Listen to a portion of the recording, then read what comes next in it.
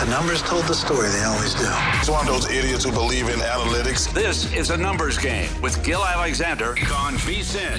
Hour number 2 of a numbers game at VSiN, the sports betting network, VSiN.com, the VSiN app, Game Plus, iHeartRadio, YouTube TV, all proudly brought to you by BetMGM.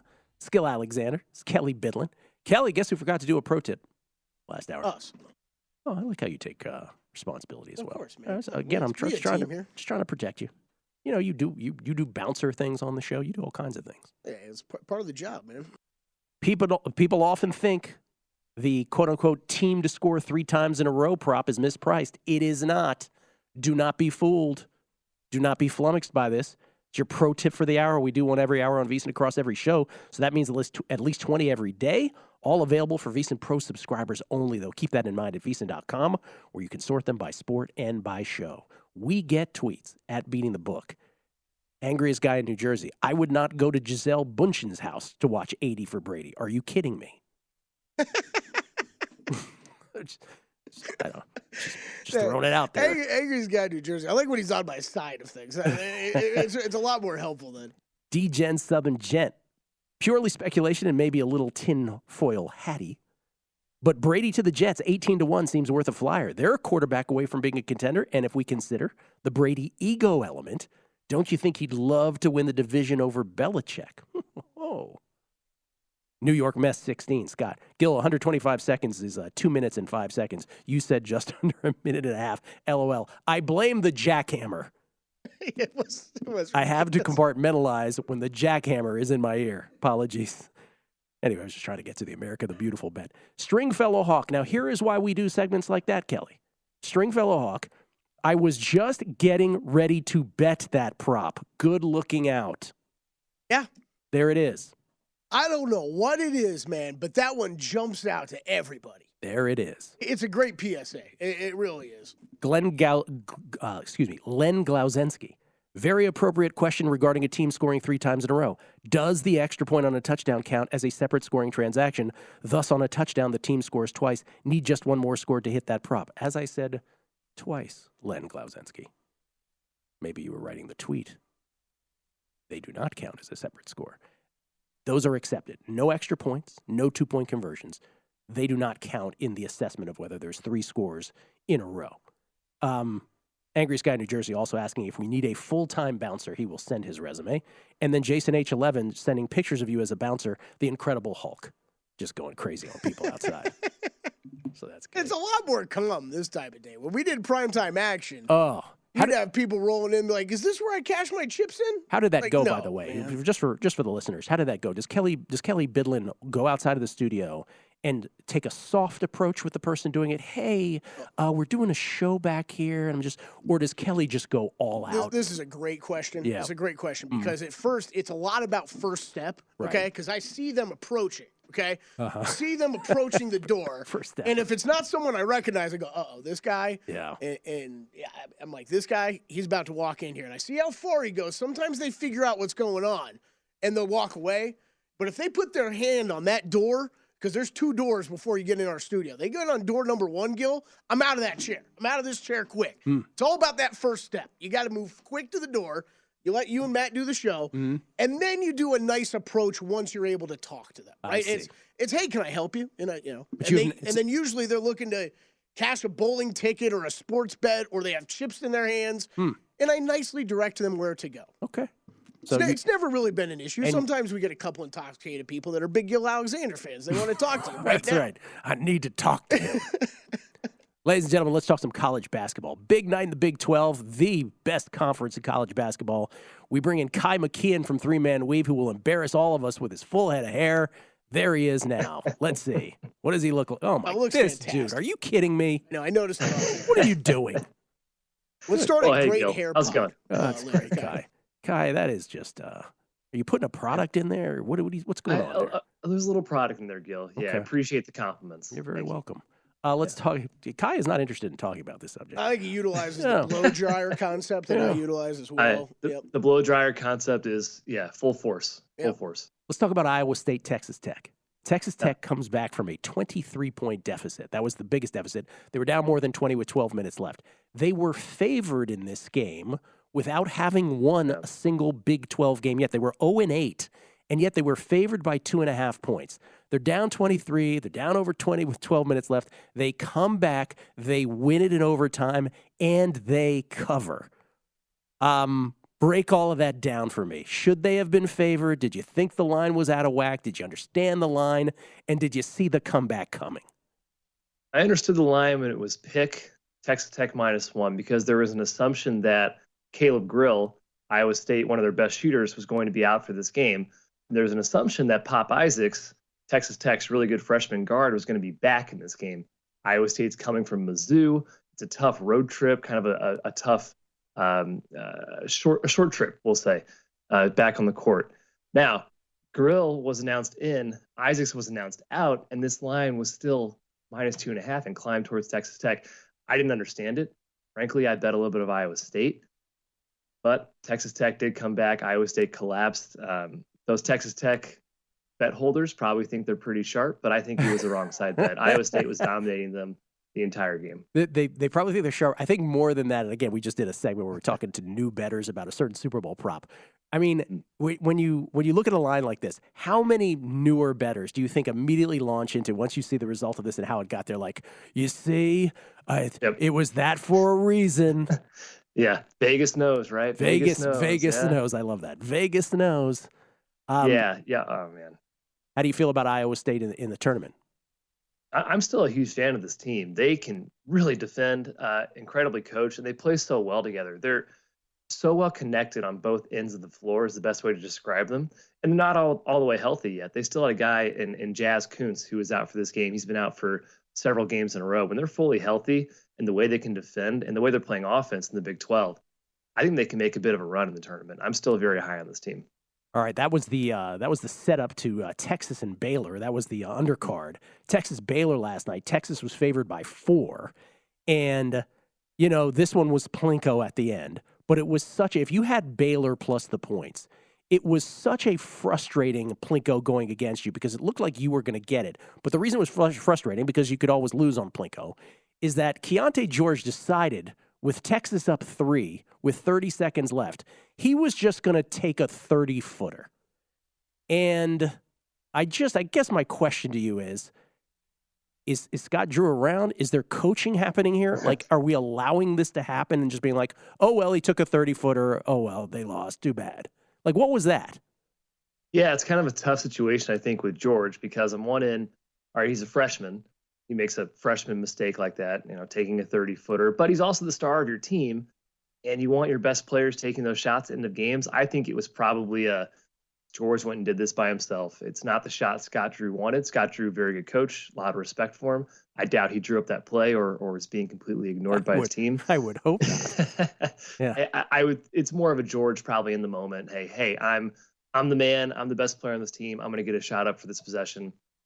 It's a bad shot. Okay, but let's run them forward to the tournament too. And I'm not talking Big 12. I'm talking about the big dance, which is they have really good guards, right? They have 3 phenomenal guards. And it is that thing where you don't want to stifle them on the one hand. On the other hand, my goodness, like if you look at the play-by-play, which I find hilarious, it's like all it says is Keontae George misses shot, right? Like you can't really grasp what actually happened. And so what do you, like, you can't let that happen moving forward. You have to be able to have some kind of, mitigation of that and be like, okay, look, I get it. You're awesome. You're going to be even greater as time goes on. But we got to do certain things in crunch time. There has to be that conversation. They're 25-1, Baylor is. You give them a good shot at moving forward deep beyond Kansas. They are the short shot of Big 12 teams. Yeah, I do. I still think they have a chance to make a run towards the Final Four. I agree. The decision-making, it's not just George. It's Cryer and Flagler, too, at the end of games. And during games, I've been surprised with their lack of discipline, just given how disciplined Scott Drew's teams usually are. But I still like this Baylor team. They're one of the best offenses in the country. Their issue's been on defense. They have not been a good defensive team. Maybe Chamwa Chachua comes back in time for the NCAA tournament. He is a rim protector or center for them who's been out the entire year with an injury. It's probably wishful thinking to think he can get back fully healthy. Man, he would be huge if he could. Hopefully Scott Drew can figure out the defensive end because they're talented enough to make a run. All right. And the only 2 futures I have are Virginia and Creighton. Virginia eked out a game against Syracuse where Syracuse really played well. So I was sort of buoyed by that. Every night I see Virginia, I'm sort of buoyed by their performance. A threat, deep, late, big dance? Man, I don't know. I don't know if I see it. They're doing their typical Virginia thing where they're crock-potting teams, right? It looks like they're going to lose, and they just slowly build that lead. They're probably going to win the ACC. No offense to Clemson. Probably get a pretty high seed in the tournament, but I don't know if I see it with this team. They're really experienced, but they're not elite on either end. They're just kind of a solid team. What do you like tonight? Tonight I like two games. I'll start with Wake Forest, staying in the ACC. I've been fading Duke a lot lately. It's been pretty profitable. They're 2-8 against the spread their last 10 games. No Dariq Whitehead for Duke. I think he's pretty key for their offense, and more importantly, their depth. Their depth is really lacking with him out of the lineup. Wake beat them by 11 earlier this year. They know they can win. I know that's sometimes an angle to take the other team, but I think it's more of a credence to Wake having the game plan for Duke. And they also have the best offense in the ACC. So I think Wake can hang here within 8 points. And the other one? VCU. I think I gave out VCU a couple weeks ago on the show, actually, but I still love this team. In the A10, they've been dominant. They just lost to St. Bonaventure. It was their first game. They really looked like they were struggling recently in the A10, but I think it's a big bounce-back game for them. Again, destroyed Davidson in game one. They forced 20 turnovers in that game. That's repeatable. And though Davidson usually plays them tough at home, this year their team isn't on par with last season. All right, Wake taking the points against Duke. VCU laying the points at Davidson. Ky McKeon and his hair at Ky, KY_3MW. Thank you, Ky. Appreciate it as always. Gill. At 3MW_CBB, by the way, for all of three-man weaves. Full selections. Kelley's got something to say about the Gatorade prop, and we'll look at some other props. Super Bowl 57, Numbers Game, VSiN, the Sports Betting Network.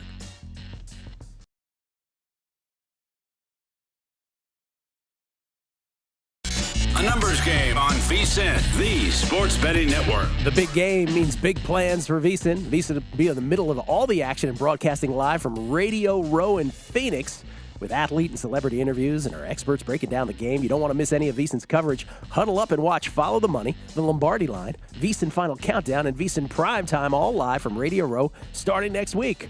For betting splits, expert picks, and big game props, head to vsin.com. That's VSIN.com.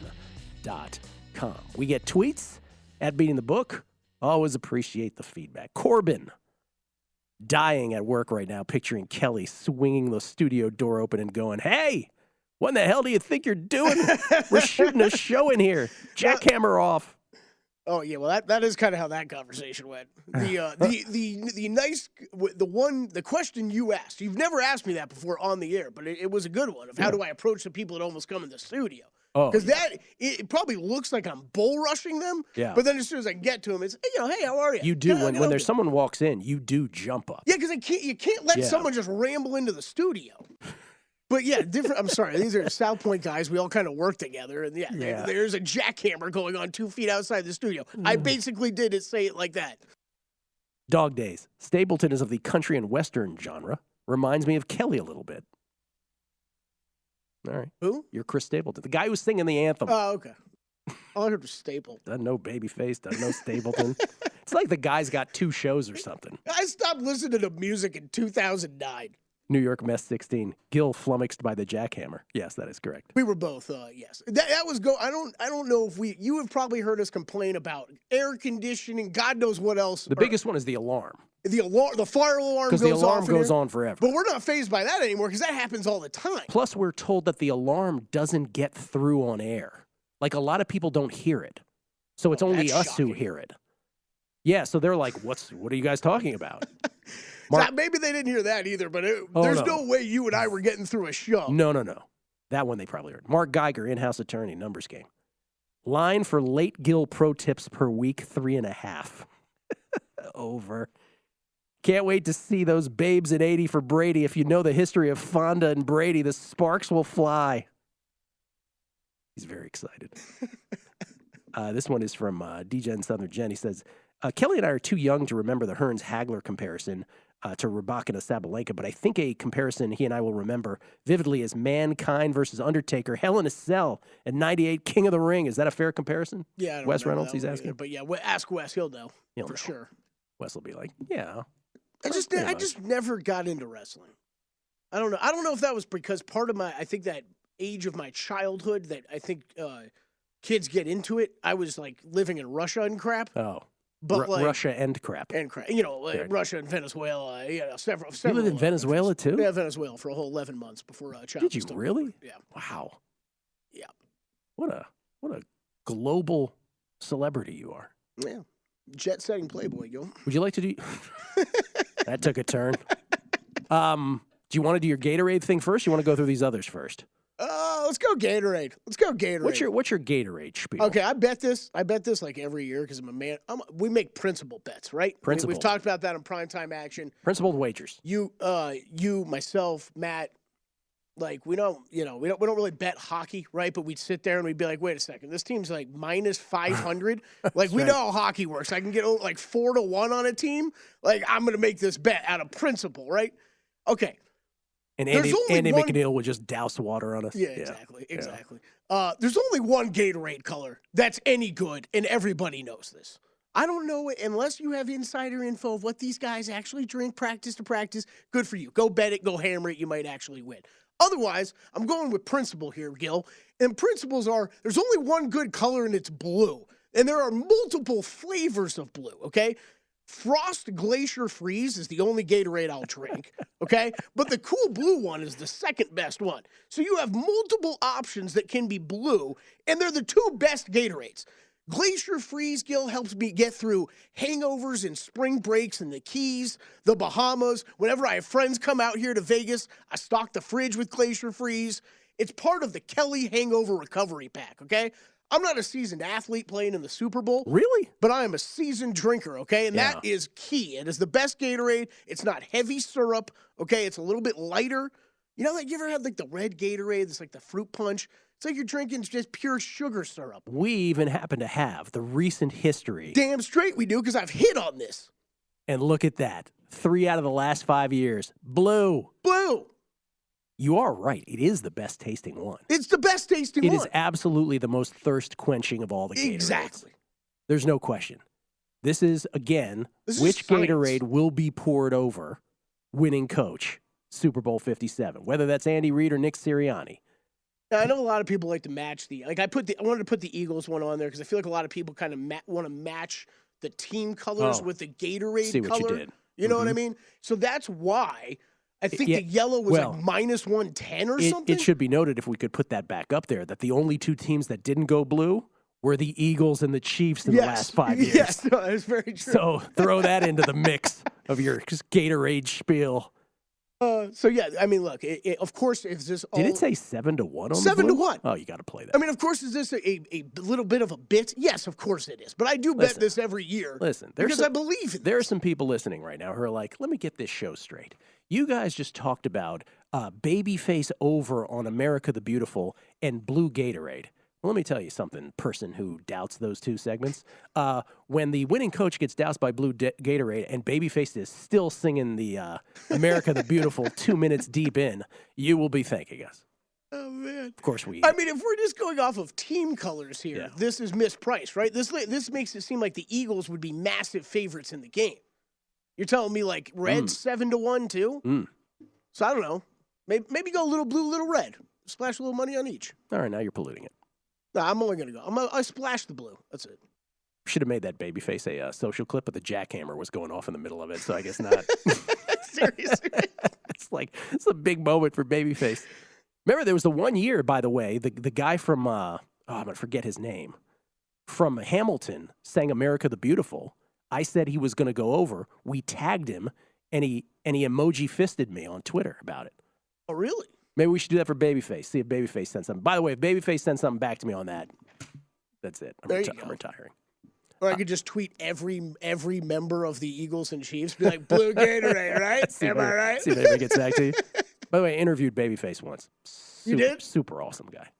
All right, now what about these other these legitimate on-the-field props that we wanted to just throw out, get your thoughts on? Let's just run through a bunch of these quick. As I mentioned, will there be a touchback on the opening kickoff, appropriately priced? Don't be flummoxed by 3 scores in a row, except with the extra points and 2-point conversions accepted from that. Which position will win Super Bowl MVP? Well, Kelley, minus 650 on the quarterback makes sense with Jalen Hurts and Patrick Mahomes.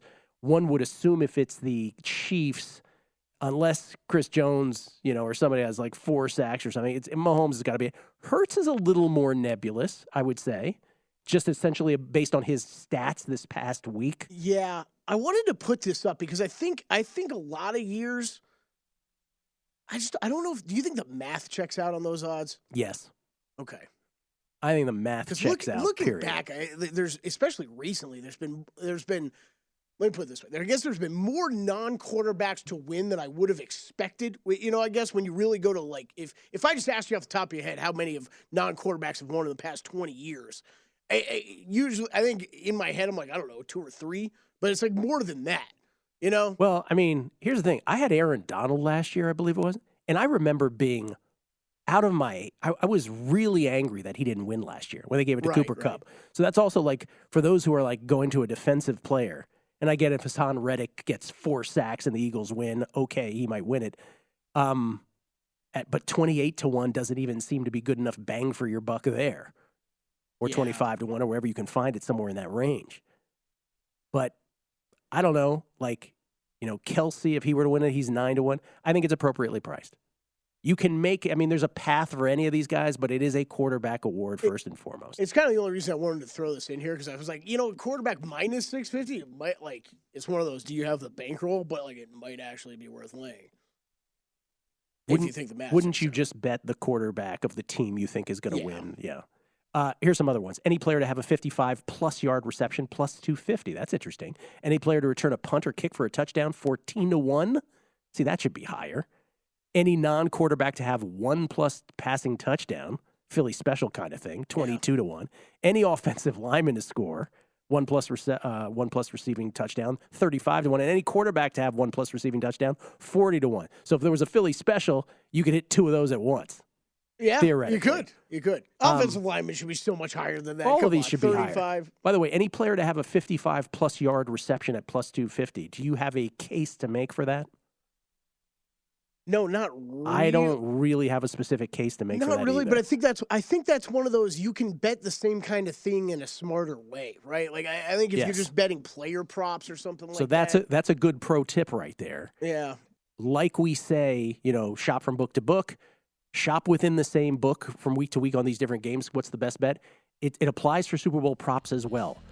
Don't just bet the first thing you see. There might be a better way to bet more or less the same thing and get more bang for your buck. Be creative with that, or be at least investigative. Eric Eager joins us on the other side from Sumer Sports. Talk Super Bowl, numbers game, VSiN, the Sports Betting Network.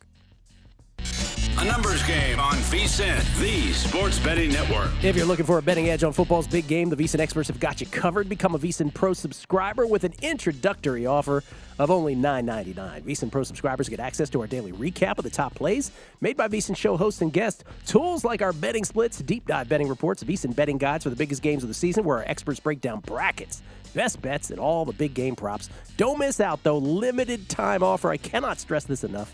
Visit VSiN.com/subscribe today to sign up for only $9.99. That's VSIN.com/subscribe. Kelley, you said this off air, but it is a tried and true thing. Once you talk Gatorade, the tweets come a-flowing. Oh, boy, they do. Let's work up to them. We get tweets. Alan Mitchell.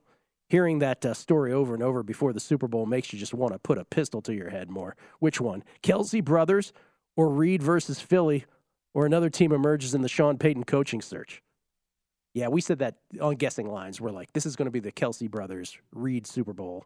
Yeah, as long as you just listen to this show, you're not going to hear any of that. Yeah. Except when I read the tweet. We haven't brought it up at all, except for when you've read tweets. That's right. Sources say, regarding Chris Stapleton, Kelley does strike me as a guy who listens to 2 kinds of music, country and Western. Nope. That really the only music genre I don't like at all. I worked in country music for 1 year. I always love your stories from back then. Nicest people on earth. Yeah. The artists. Hi, I'm Kenny. It's like Kenny Chesney walks up to you, no entourage. I'm Kenny. I know who you are. I'm Trisha. I believe that. Trisha, I know who you are. Wow. I always enjoy your stories about when you talk about working for that station. I call it my Johnny Unitas San Diego Chargers year. My Joe Namath LA Rams year. Bill Beard. I can't ever hear any of the I can't hear any of the background noise, including the jackhammer. But now you can have a jackhammer segment for bets you love. America the Beautiful over equals the jackhammer. I like it. Stephen Vegas, definitely heard the jackhammer. Does anyone there know a show is not filmed for hours prior and hours post your show? They're like, when Mitch and Paul did the show there, you could hear the alarm once a month. Oh, yeah, we had it all the time. Yeah, that still happens. It happens once a month. David Shalafor, right. Chris Stapleton, you take Seth Rogen, throw in a touch of Artie Lang, you got Kelley Bydlon. Yeah, I mean, that one's more spot on, I guess. New York Mess 16. More than just a producer. Yes, add jet-setting Playboy live from Venezuela. You really threw us off with that one. And on and on. Last one we'll read here because Eric's waiting. Nemesis Enforcer. Best kept Gatorade secret, green apple. Tastes just like Jolly Rancher. Yeah, no, see, that's not what we're going here for. We're not going for that here. You know, we got a Super Bowl to win that we just won. We're winning. We got to drink this while we're playing football. Or when I'm recovering from a hangover. I don't want to taste Jolly Rancher. I lied. One more. Touchdown Jesus. It is a Super Bowl bet I make every year with varying degrees of success, but over 2.5 players to attempt a pass has never looked better with both quarterbacks shaken by potential injury, always in play with a trick play, of course. We'll see. We shall see. Eric Eager joins us from SumerSports, ladies and gentlemen. I was correct at the beginning of the show when I said I believe he is a lifelong Chiefs fan. Don't hold me to lifelong. But the man was at the AFC Championship, and we'll see if he still has a voice. Eric Eager, Dr. Eric Eager, everybody. How you doing, Eric? Gill, I'm doing great. I have to say, though, with like 2 minutes left in the game, me and my friend were looking at each other and wondering how the trip home was going to feel if our team lost. But luckily, they won. And one of my friends gifted me this sock with Wasp written on it, which was kind of fun. From the weekend, the last time the Chiefs won a Super Bowl. Hopefully, they can do similar things in a couple weeks. All right, Eagles fans are already upset with me enough, so let's try to do this objectively. Knowing that you are a Chiefs fan, let's try to put that aside for a second. And as you look at this game, with the Eagles favored by 1.5 consensus, but we're 2.5 in some spots. How do you bet this, Chiefs fan or not? Yeah, I mean, and I did like the Chiefs last week against the Bengals, but it was mostly because I felt like you were getting value off of the early stuff. Mahomes, high ankle sprain. We all kind of have some insiders, within the teams. And in fact, I have a former intern who is a quantitative analyst for the Eagles, and so I'd be happy with whichever team won. So I'm not letting that cloud my analysis this week. But there was grumblings within the building that Mahomes would be okay. And so, I know that the Right Angle Sports guys took plus 2.5. That was the first symbol to me that game was not going to get to 3. This one is, again, in a very similar idea where we're going to be talking about line moves because we have to create content between 2.5 and 2.5 that are simply not that big of a deal, and so I think in this one, could we see the Chiefs get out and be favored if you have positive information about Juju Smith-Schuster and possibly McCole Hardman or Kadarius Toney, L'Jarius Sneed, that could be the case. I think Mahomes is only going to get better after playing through that week and sort of working sort of figuring out how to play. Like last week, he didn't really practice much, so he didn't really have an opportunity to test it. He now has a week of being able to test it and 2 weeks off. I think he'll be fine. When I look at this game, I think that, you really have to stay, okay, the biggest matchup is going to be the Chiefs offensive line against the Philadelphia Eagles defensive line. If they can hold up, then I think the Chiefs should be favored in this one. If they can't, then it could be very similar to the Tampa Bay Super Bowl we saw a couple of years ago where Mahomes was under siege the entire time. And the defense was the one that won the game for their opponent. How much do you, when you try to assess the Super Bowl, it's very rare that we can get to a Super Bowl where one team like the Eagles, and again, let me just caveat this by saying I think the Eagles are great. Again, I had them power ranked 4th in the NFL, but let's just also throw in the fact that the Eagles have managed to get to this portion of the season, the Super Bowl itself, and you look at their schedule and you're like, besides Minnesota and Dallas were the only two playoff. No, they played Tennessee as well, and the Giants, of course. But like, and they didn't make the playoffs. But what you're trying to say, Gill, is the Lions are the best team that the Eagles have beaten all year. Exactly. That's what I'm trying to get at. The Lions are the best. Thank you so much for articulating that for me. The Lions are the best Aaron team. also very high on the Lions. Yeah, that the Eagles have beaten all year. And I guess what I'm saying is, how difficult is that then to assess, right? Because they're great. On the one hand, you can only play who's in front of you. You've done it with, in many cases with flying colors. But there's that. What's the big kernel of doubt? How big of a kernel is that, I guess? It's huge because, and this is the thing, and, we talked about it last week. I think I said on your show, maybe it was on Sean and Tim's show, whoever got out ahead in that game was going to win. Yeah. Because both teams in the NFC, the thing about the Eagles is not just that they haven't been tested by an opponent, it's that they haven't been tested in all that many game scripts. The Washington game, your commies, were the only team that really got out ahead of the Eagles when Hurts was the quarterback. Mm-hmm. And we saw limitations there when they had to come from behind throwing the football. The Jeff Saturday Colts got ahead of them, and they came back from behind and won that game with a drive where Jalen Hurts did not complete a pass. So we don't have, and Hurts did look good on Sunday. Let's throw that out there as a passer. He did not look great.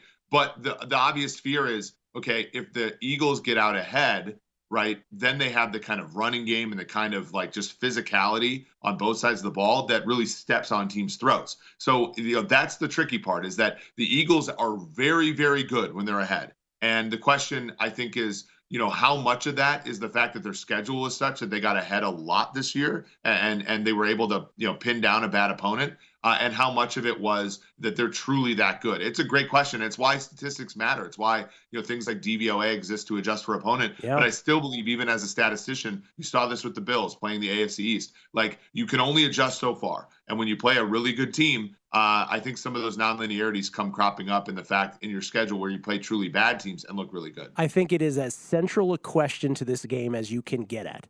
I really do. And again, there's going to be some people screaming out there, they just beat the Niners. Yes, okay, but not with a quarterback who could throw a forward pass for a half. So you kind of have to throw that out. And I don't think we've ever, and maybe I'm prisoner of the moment, but I don't remember ever in the run-up to a Super Bowl where you could say that about a team, right? Like that they never beat anybody super great at any point. So I think it's an interesting question. We only have about 90 seconds here. Is there a prop? I know this is way early, but is there a prop that you are gravitating towards? Gill, as a longtime bettor and veteran of this game, you can appreciate that. You used to have to wait until like Thursday for the guys like Rufus to like line up in the sports book for the props. So now we get them now. I do like one. PointsBet has Jalen Hurts at 245.5 yards. It's off market by about 3 yards. I love the under there. I think there's so many game scripts that are conducive to this. The Eagles get out ahead and sit on the game the whole game. The Chiefs get out ahead, and their defensive backs, which held Burrow to significantly low yardage totals for him last week. They just played really well. The Eagles don't have a great third wide receiver, and I think that benefits the Chiefs as well. I like under 245.5, all the way down to like 240.5, frankly, for Hurts in this one passing. Okay, I only have, I don't know if I'm going to talk to you before the Super Bowl, so I just want to get this in. Is there a team in the futures market for next year that you are eyeing? Oh, good question. Cincinnati. Yeah, that team's going to be here for a while, and I think the market's having them significantly lower than the Chiefs and the Bills is a mistake. I agree with that 100%. Eric Eager, Dr. Eric Eager, at Eric Eager _. Don't sleep on the underscore. Thank you, sir. Appreciate it as always. Good to see you, man. See you guys. You're the best. Good of him to come at SumerSports, by the way. SUMER, where he applies his trade these days. We'll talk NBA with our senior NBA analyst, Jonathan Von Tobel. On the other side, it's the numbers game. VSiN, the Sports Betting Network.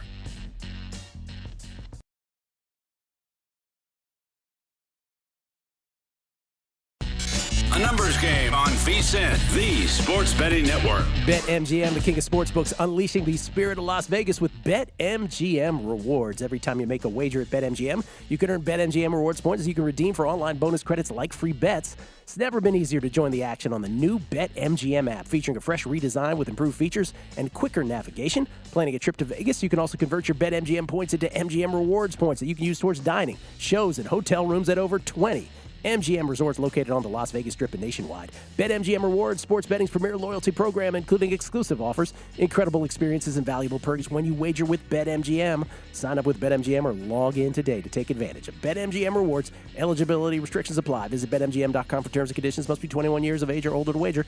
Please gamble responsibly. Gambling problem? Call 1-800-GAMBLER. Some more tweets. J.D. Emmons. Oh, we love J.D. from Alabama. Had no idea I tuned in today for Kelley Bydlon's passionate Gatorade talk, but alas, it was just what we all needed. Nailed it. Blue.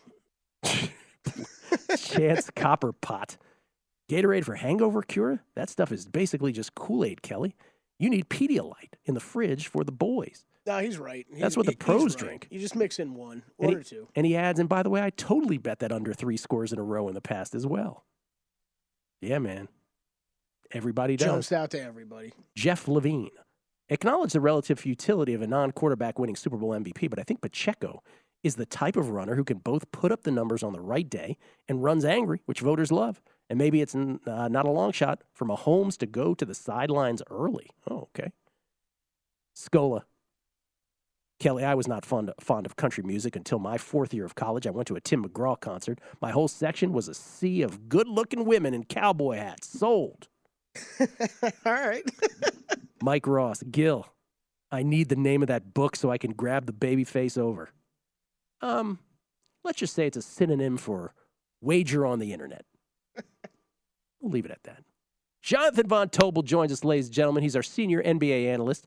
You can follow him on Twitter at MeJVT. He also hosts the podcast Hardwood Handicappers, which every once in a while he allows Kelley Bydlon to co-host with him. And by once in a while, I mean once a week. It's JVT, everybody. Jonathan Von Tobel. How you doing, John? I was told that it's going to be more than once a week. So let's really? See if, let's see if that comes to fruition at some point. Also, which blue? Are we talking Glacier Frost? Or are we talking about Cool Blue? Like my man knows what he's talking about. My man knows his covered Gatorade this. Here. We've covered this, John. Yeah, it is. We're talking Glacier Freeze #1. Okay, JVT, but Cool Blue is not a bad fallback. Could you imagine? But blue covers both. You imagine if they distinguished that on the prop and then had everybody just up in arms? It was cool.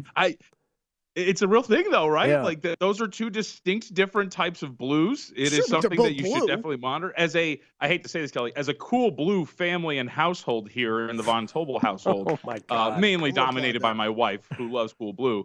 You got to distinguish that, right? So I would say just watch out for it because Glacier Freeze, I think, as you corrected me, Glacier Freeze, not Frost, can be, I think, both pointed out as clear/water and or blue. So got to be clear. What are you talking about? It's blue. But from far away, we're talking about the cameras, all that kind of stuff. Like you gotta know, you gotta distinguish. I guess you're right. Maybe the ice could water it down too much. There's a potential there. This would have been the time for the jackhammer to hit right here. JVT, 117 points shy of the all-time record for LeBron James. He's got the Knicks today, then it's the Pacers, then it's the Pelicans, then it's the Thunder, followed by the Bucks on a Thursday night national telecast. No back-to-backs. We assume LeBron, if the injury is okay or if the soreness is okay, will play in all of them. When does he break this record? Because you can bet on this. I mean, given the pace that he is on, how many is it again? 100, you said 17, 114? 117. The pace that he's on would mean it would be early in the Oklahoma City game.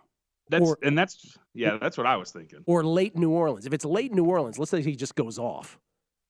Because it is a game at the Garden at night. Mm-hmm. You can get a pretty good number on New Orleans. I think it's like, what is it here? Let's see. 8 plus 850. Yep. I mean, and if we're going to go hardcore too, right? You're talking about 3 of their next 4, and that doesn't include tonight, the Knicks. 3 of their next 4 teams are very lesser defensive teams, right? We're talking about teams ranking the bottom half of the league in defensive efficiency outside of this run in January that the Thunder have been on. These are teams that he can score against and really don't have a defensive option for him. I would say, I know a lot of people have obviously circled the Bucks game, and LeBron is, one for the dramatics, and maybe that is something that he holds back on to get there, right? Because he likes the scene and whatnot. He is a guy who is, by all accounts, Gill, I don't know if you saw this, practicing his sky hook. So I don't know why he would practice that. Maybe maybe he's got a flair for the dramatic. I don't know if you saw what happened on Saturday night either. Yeah. He tends to get a little overzealous, but I would circle the Thunder if we're talking about this logically, given the pace that he's on and the opponents that they're facing. Okay, here's the odds for that over at DraftKings. Tonight's game off the board, the next one they have listed is February 9th. Obviously, he's not going to score that many points tonight anyways. Just say I'll book it for you. Play over on his player prop. That's the case. Okay, so Bucks, February 9th, plus 145. The February 7th against the Thunder, plus 185. February 11th against the Warriors, plus 250. February 13th against the Blazers, plus 650. February 4th against the Pelicans, 12-1. And then February 15th against the Pelicans, 18-1. So the Pelicans is back up to 12-1? 12-1 on the 4th. Yeah, probably because he didn't play last night. So isn't that the bet in case he goes crazy tonight? I would say so. You'd still have to average 38, though, the next 3 games. But if let's just say he has a 45-point game, then all of a sudden you're in play. Absolutely. I mean, well, and he's showing that he's got the ability, right? Yeah. I mean, he's dropping these 30 and 40-point games of regularity lately. I would not turn that away at that kind of a clip. That's not an unheard of clip for him, given the way that he has been playing. And I guess like Anthony Davis changes things. He take a few more field goal attempts away from him. But at the same time, the way that he's shooting and the way that he's going, they don't really have any other options for scoring outside of him and AD. I would not say no, especially at that price for the Pelicans in that first matchup. Oh, all about the price for sure. Real quick before we get to your thoughts on today's very short slate of the NBA. The Magic come from way behind and beat the Sixers. Yeah. They own the Celtics as well. And yet, when you look at the standings, all these people who have these, and I know you weren't one of them, John, but I know a lot of people here at the network have these Magic Southeast Division futures bets. I don't think it's like me and Drew Dinsick. I don't think there's more than that. Oh, I got one too. But I'm just saying, they're 8 games back. But what do you make of this team that they're able to rise up against some of the stiffer NBA teams, some of the stiffer competition in the NBA? I mean, they're talented, right? And like they have what's going to bother you as an opponent, which is like a ton of length and athleticism. It's one of the things that like the collective we're making fun of the Orlando Magic about almost every year, right? Every year is like, you know what, the 6'8", 6'9", or 6'7" athletic wing, just circle the Magic and they will go ahead and draft him. And sure enough, it's kind of been the case, right? Like, but this has really worked out for them. And I would say too, Gill, I mean, look, you talked about the divisions. Not entirely sure about that. But as far as making the playoffs, it's not entirely unheard of given where they're at. And just remember, like Jonathan Isaac's a pretty dang good player. Mm-hmm. And he's going to get healthier and he's going to get better as the season goes along.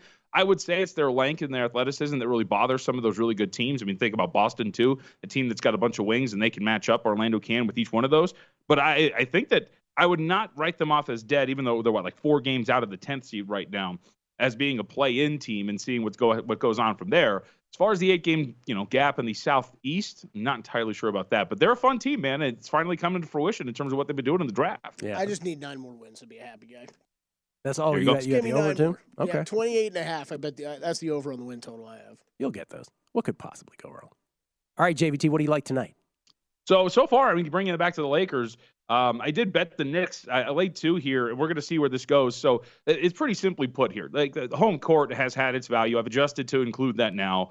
And so we know that LeBron James and Anthony Davis are going to play. But I think I jumped the gun here because the market, even though we know it's going to happen, is going to, I think, over-account for that. But just everything that we know about this Knicks team, yes, minus Mitchell Robinson, to say that the Lakers are, 1.5, 2 points better than the New York Knicks on a neutral court, I think is incorrect. Even with Anthony Davis and LeBron James back together, guys, with those two on the floor, they only have a plus 0.8 net rating. Like, it's not like when those two are out there, it's not like a, Kawhi Leonard and Paul George deal, or Kelley and I on the podcast were talking about the Pelicans and Brandon Ingram and Zion Williamson are on the floor together. Those are some dominant net ratings. Lakers are still barely getting by when they have their 2 best players on the floor together. So I think the market is just, hey, it's the Lakers, it's AD and LeBron. We'll freak out when they're both officially listed as in this game. But I think the market's undervaluing the Knicks and or overvaluing the Lakers on the road here. So played the Knicks. I wouldn't be surprised if this got to like -1, but obviously I thought it was worth playing at 2. Anything under 3 I thought was worth it. So all right. That's the only thing, or are you looking at something else maybe? I was waiting to see what the market does with this Clippers game. Like Kelley knows I laid the wood the other night with them when they were playing the Spurs, stayed off when they rested everybody against the Cavaliers. I think this Clippers team is finally starting to get into form now that they're going to be healthy. They don't have another back-to-back, Gill, until the first week of March. So this is going to be a team that's going to be able to get their stuff together. Want to see what the market does, but Clippers are circled as well. Thank you, John. Appreciate it. Good to talk to you guys. Thanks. Jonathan Von Tobel, senior NBA analyst, Hardwood Handicappers host at MeJVT. Pro tip, make sure to shop and compare Super Bowl props just like you would with any other bet. Also keep in mind situations where it might make more sense to bet something like a specific player prop, maybe more than Super Bowl props that are more general. It's your pro tip for the hour. VSiN.com for pro subscribers only. Lombardi Line is next. Enjoy from VSiN, the sports betting network.